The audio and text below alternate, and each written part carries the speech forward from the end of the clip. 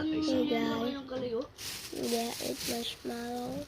Sumunod na araw na dapat ay I naroon first si eat Nanay Veronica. carrots. Hindi na naman ito sumipot. Dito na nagpasyang puntahan ng mga magulang ni Ninong ang tirahan ni Nanay Veronica.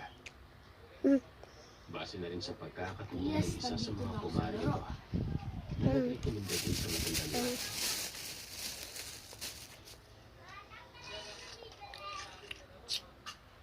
Mula noon hanggang ngayon, ito ang may sarap na Skyflakes. This is the one that one for me. This is the only one.